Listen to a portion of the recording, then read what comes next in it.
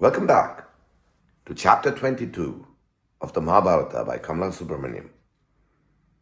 Gurudakshina, Drona's revenge. The education of the princess was over. The dream of Drona was to be realized. He collected his pupils around him and said, "The time has come when your dakshina has to be paid."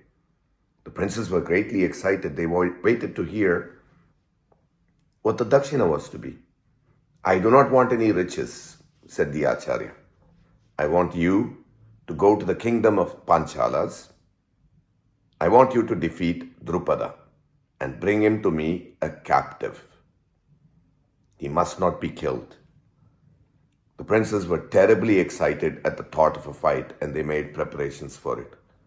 The hearts of young men will exult at the thought of fighting. This is especially true of Kshatriyas. The young men were happy that their test had come.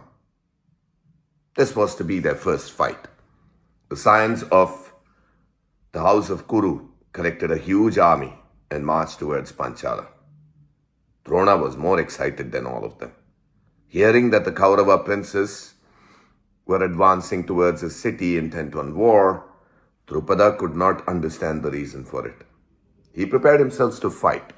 With his brothers to help him, Drupada set out to meet his opponents. The fight was on. The Pandavas kept aloof. They were waiting under a tree in the neighborhood. They knew that it would be impossible for the Kauravas to vanquish Drupada. They thought of stepping in after the others had failed.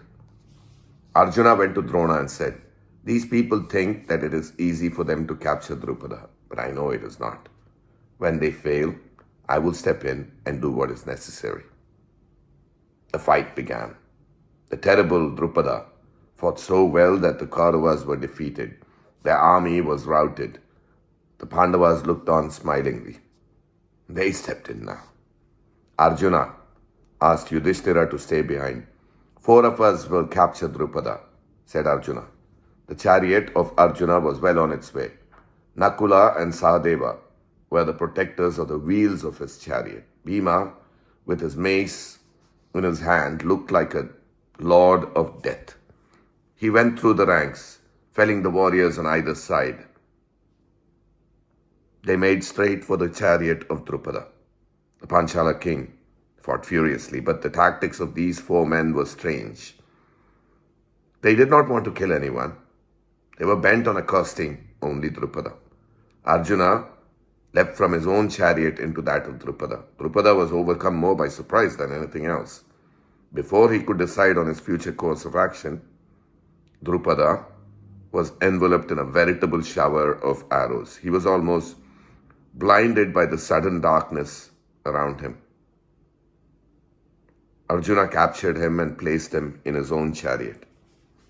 He sped towards the spot where Drona was waiting. The moment had come.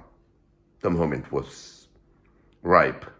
The moment for which Drona had been waiting for all these years. The dream had come true. Drona remembered all the past events. He remembered himself standing in front of Drupada with bowed head. Drupada was a proud man drunk with power. Now, tables were turned. Drona was now the superior person. He had Drupada at his mercy. Drona taunted him with cruel words. He repeated all that Drupada had once said. It was Drona's turn to be drunk with power. He said, "You remember? You once told me that friendship is possible only between equals. Then I had nothing that I could call my own. But now, you have nothing that you can call your own. Your kingdom, even your life, cannot be called yours now. But do not be afraid. I will not kill you. I want to be your friend. Since friendship is not possible unless we are equal in status, I will return to you half your kingdom. We will then be equals. Look on this river Ganga. The land lying south of the river will be yours. I will be the lord of the land of the north. Come, let us part as friends." Drona, with short-sightedness typical of a Brahmin, thought it was the end of the matter.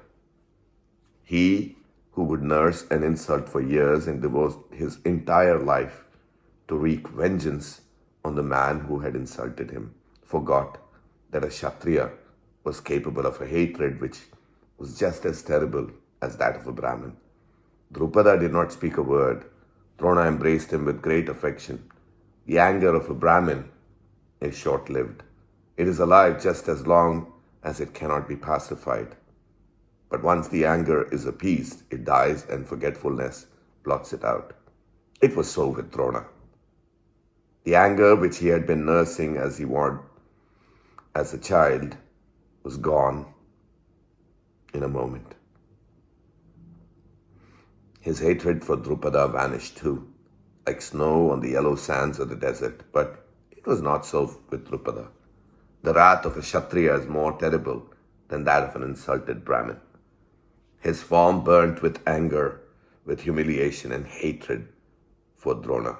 At that moment, he decided on his future course of action. He said to himself, I must get a son who will be able to kill this hated man. I must get a son who will kill Drona. No ordinary person can kill Drona, who is a master of all the astras. I must perform a yagna, a penance, and pray to God to grant me a powerful son, powerful enough to kill this man. The Kshatriya and Drupada was full of admiration for the prowess of the young prince Arjuna. What a wonderful archer and what a chivalrous fighter, thought Drupada. If it is possible, I must get a daughter to give to this young man as a token of my appreciation. I will get 2 children, a daughter to be given to Arjuna and a son to kill Drona. With these thoughts in mind, Drupada slowly retraced his steps to the city of Kampilya. His mind was busy with the thoughts about the future. With that, we come to the end of chapter 22, Gurudakshina, Drona's Revenge.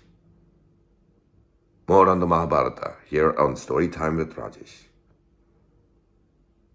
Until then, this is me, Rajesh, signing off. Ciao.